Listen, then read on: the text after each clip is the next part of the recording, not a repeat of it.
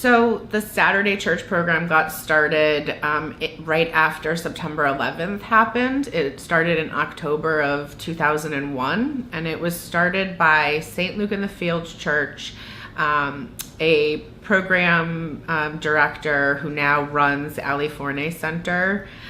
They all got together and talked about how the church had this space by Christopher Street. The Christopher Street Pier has traditionally been sort of the center where all LGBT youth congregate. And so they decided that they would have a small program. It started out with just dance classes and pizza. And in 2004, I got involved.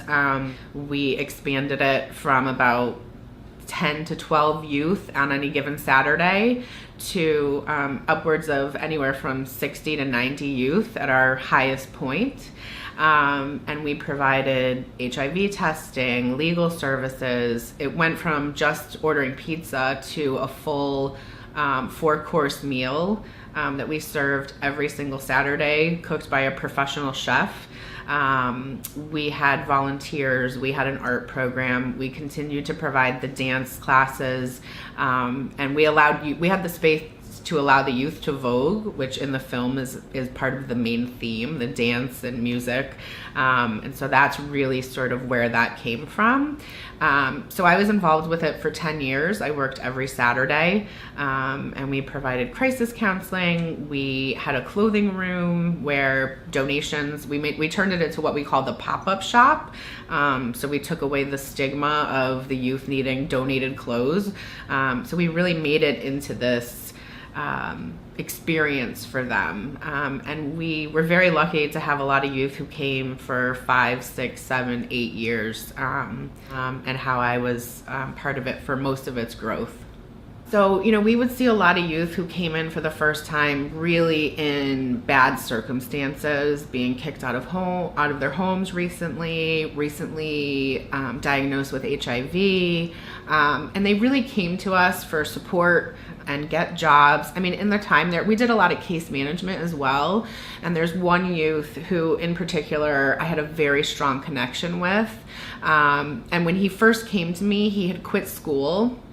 He'd sort of attended one of those, it's almost like a trade school, but they talk about it as college, and they get you to take out student loans. And then when it's not what you think it is and you drop out, then you have to pay off the student loans. And he had very seriously been thinking about going back to school, but had defaulted on this student loan. And in the US, you can't get another student loan if you've defaulted on one.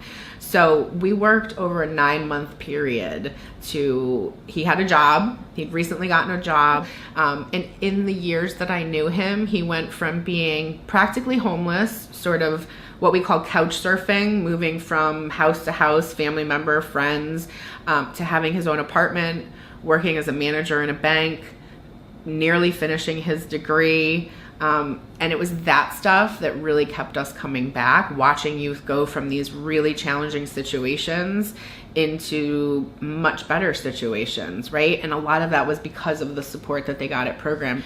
Other youth that they interacted with, we developed the peer program because what we found was the most powerful interactions happen between the youth. And I think Damon did a fantastic job of capturing that in the film, right? So the staff at the program in the film do a lot to support the youth and feed them and, do sort of the crisis counseling. But the real magic happens between the youth, and watching how they change each other, and they help each other be who they're really supposed to be, which is, Damon just captured that so perfectly.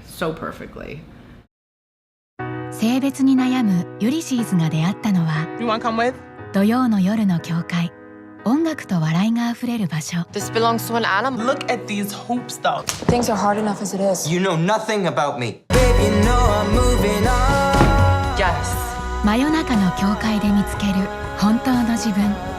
今、心の声に従う。 Moving on. サタデーナイトチャーチ、夢を歌う場所。